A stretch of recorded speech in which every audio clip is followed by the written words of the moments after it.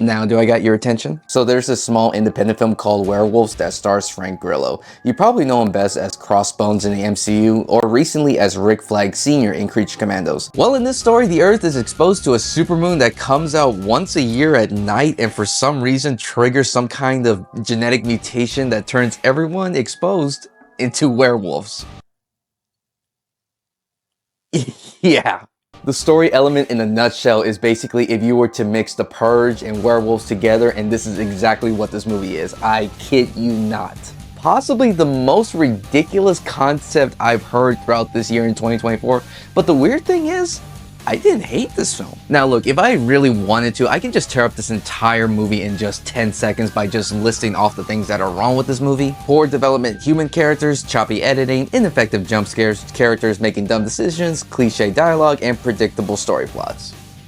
However, we all know the basic ideas about the werewolf genre. It tends to be an all serious, dark, gritty that takes place in the old days with 1 or 2 werewolves present. No.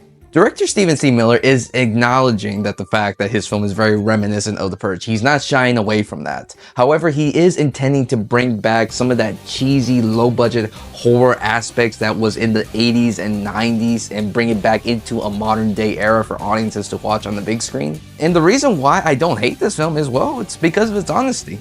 If you've already seen the trailer online with Frank Grillo going around killing werewolves with a minigun, what you see is exactly what you're gonna get. And that is just being an action horror B film where you can just simply turn your brain off and just enjoy the ride for what it is as this fun, laughable campiness. Now, not everything about this film is completely trash. There are some good redeemable aspects that come in here, which is such as the good costume and prosthetics that are used on the werewolf design. Even Frank Grillo's likable acting chops is trying so hard to make sure to get this film over. And Jesus Christ, I hope he was not actually hurt on set, because this guy is literally carrying the whole acting department on his back. It's one of those certain films where you must come in with a certain mindset of not taking any of this film seriously. This film on my end is 100% a guilty pleasure, but from a critical standpoint, I'm gonna have to give it a official score as a 4 out of 10. However, in terms of entertainment and satisfaction level, I'm actually giving this film a 7 out of 10. I can see for sure a film like this would gain a cult following possibly somewhere down the line, and if they were to make a sequel with this film, but of course with the whole same aspects, I would guarantee be there for this film.